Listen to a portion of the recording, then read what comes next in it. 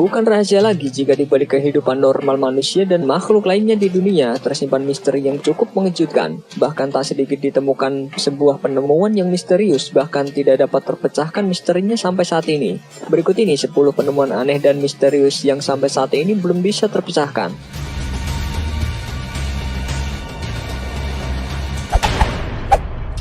Lanzauk Midos. Situs ini ditemukan pada tahun 1960 dan pada tahun 1978 dinobatkan sebagai situs warisan dunia UNESCO yang dipercaya pernah menjadi pemukiman yang didirikan oleh Viking pada abad ke-11 atau sekitar 1000 tahun yang lalu. Penggalian di situs ini menemukan bingkai kayu, bangunan berlapis rambut gambut yang juga ditemukan di Islandia pada masa yang sama. Fakta situs ini menunjukkan bahwa bangsa Eropa atau lebih tepatnya adalah pelaut dari Skandinavia sudah mencapai Amerika Utara jauh sebelum kelahiran Christopher Columbus. Namun beberapa peneliti lainnya masih belum setuju dan meragukan kebenarannya. Kompleks kuil Sacsayhuaman. Sacsayhuaman adalah susunan puzzle batu-batu raksasa yang membentuk sebuah tembok. Situs ini terletak di sebelah utara kota Cusco di Peru. Dulunya merupakan ibu kota kerajaan Inca. Diperkirakan dibuat antara tahun 900 hingga 1200 Masehi. Para peneliti masih bingung tentang cara menyusun batu-batuan tersebut hingga berbentuk puzzle, mengingat satu batu saja bisa mencapai berat 200 ton. Susunan batu ini begitu presisi sehingga selembar kertas pun tidak akan bisa dimasukkan di antara batu-batuan tersebut. Berbagai teori telah disampaikan oleh para peneliti, di antaranya adalah teori tentang penggunaan cairan misterius yang bisa melunakkan batu dan penggunaan mal kayu untuk mengukur potongan batu. Dan lagi-lagi itu hanya teori, bagaimana bangunan ini dibangun tidak ada yang tahu pasti. Piramida El Castillo. Tim arkeolog asal Amerika Serikat sebenarnya sudah tahu ada satu piramida tersembunyi dalam candi itu, namun mereka tak pernah tahu bahwa dalam piramida itu masih ada kejutan lainnya.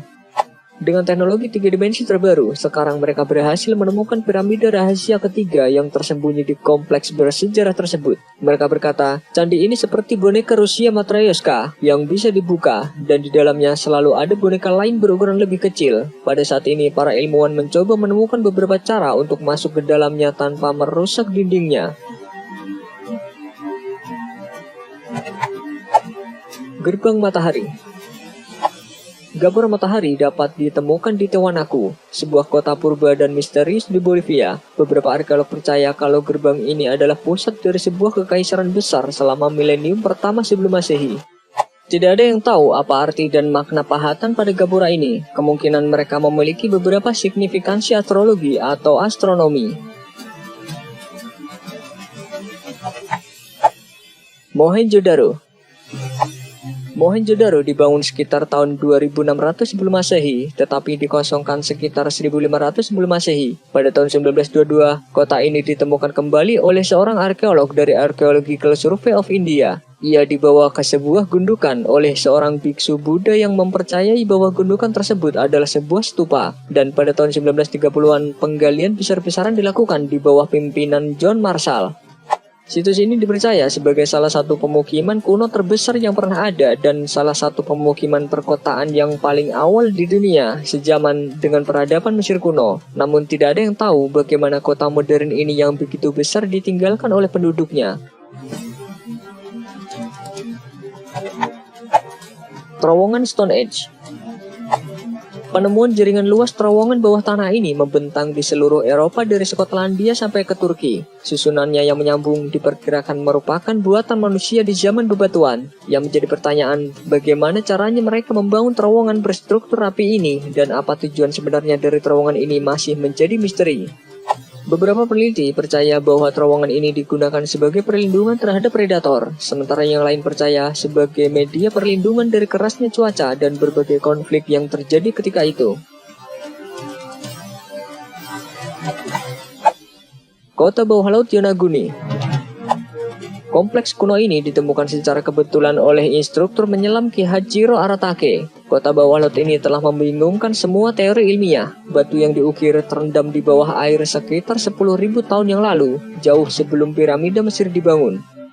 Jika dilihat dari sudut 90 derajat, maka semuanya bisa melihat struktur bangunan alam itu sebenarnya merupakan buah tangan manusia yang permukaannya bisa ditemukan dan terletak di pantai Yonaguni. Beberapa arkeolog percaya selama era primitif ini, orang masih ada di gua dan hidup dari akar yang dapat dimakan daripada mereka harus berburu, dan belum bisa dipastikan bagaimana mereka mendirikan kota-kota batu itu.